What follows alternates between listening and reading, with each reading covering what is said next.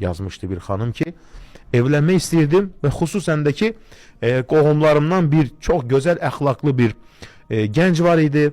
Könlümə düşmüşdü onunla evlənmək. Əlbəttə insan da birini bəyənəndən sonra evlənməlidir. Deyir ki, könlümə düşmüşdü ki, həqiqətən belə bir gözəl ərim olardı, öz yaxın qohumu. Deyir ki, bu duanı dilimdən düşürmədim. Xüsusən gecənin son 1/3 hissəsində. Allaha həmd olsun. Allah təala mənə həmən gənclə evlilik nəsib eylədi. Çünki çox əxlaqlı idi. Əsas birinci əxlaqı, ailə dəyəri olması, imkanı da yaxşı idi. Allah həmd olsun. Yəni belə bir insanla Allah demə evləndirdi. Nə zaman bunu etmişdi? Gecənin son 1/3 hissəsində. Allah mənə neynədi? İstədiyimə nail etdi deyir. Yəni ona görə bu ən əzəmətli dua. Çünki bu duanın içərisində həmçində var, Ayətül Kürsidən var, Hayyu Qayyum sözü var. Peyğəmbərimiz bir gün, Ənəs deyir ki, Peyğəmbərimiz bir gün məscidə daxil oldu. Sallallahu aleyhi ve sellem məscidə daxil olur və bir nəfərin dua etdiyini eşidir. O bir nəfər sahabə gözəl kəlmələr seçir. O kəlmələr əlbəttə Peyğəmbərimizdən öyrənib. Sadəcə duasında istifadə eləyir. Nə demişdi duasında? Baxın, öz dilimizdə. İnsan var bunu oxuya bilmir. Səhv edir. Öz dilimizdə. Əzbərləyək. Deyirəm ərəbcəsi. Bəzək ərəbcə dinə. Yaxşı deyərəm. Allahumma inni əsəlükə bi ənə ləkəl həmd. La ilahə illə ənt. Vahdəkə la şərikə lək. Əl-mənnən. Bədi'us səməvət vəl-ard. Ya zəlcəlal vəl-ikram. Ya hayyu ya qayyum. O dediyimiz əvvəl. Ya zəlcəlal vəl-ikram. Ya hayyu ya qayyum. Bu duanın içində var.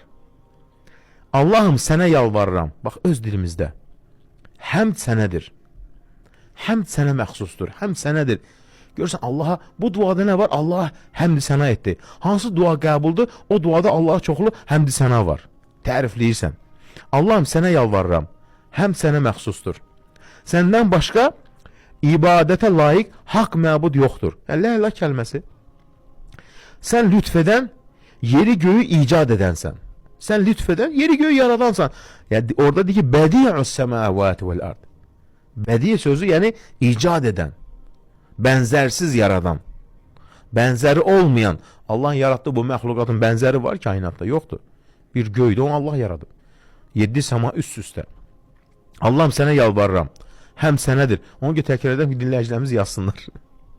İnşallah Instagramda da bu duanı verilişdən sonra qoyacağım. Instagramda bugünkü verilişimizin altından oradan götürə bilərlər.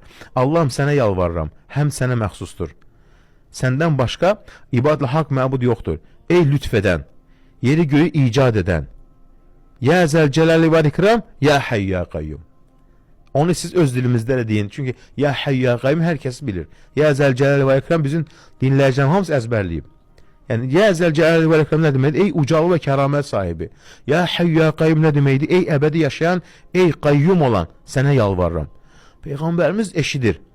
O sahabə nə zaman dua etmişdi onu? Təşəhhüddə dua edir. Yəni salamdan əvvəl, namazı bitirməmişdən əvvəl edir o duanı. Deyir ki, Allahın elə bir əzəmətli adı ilə dua etdi ki, kim bu adla dua edərsə Allah onun duasını qəbul edər. Ona görə deyir alimlər ki, bu duada Allahın əzəmətli adı var. İsmullahil azam. Allahın əzəmətli adı ilə edilən bütün dualar nədir? Qəbuldur. Yəni ona görə nədir? Allahın əzəmətli adı hamısı burada cəm olunub. Ya hayyu ya qayyum da bu duanın içərisində var. Ya zəlcələli və ikram da var. Ona görə bunu dinə, ondan sonra dualara başla. Allahım sənə yalvarıram. Həmd sənədir. Səndən başqa ibadətlə haqq məbud yoxdur. Sən lütf edən, yeri göyü icad edənsən. Ya zəlcələli və ikram, ya hayyu ya qayyum.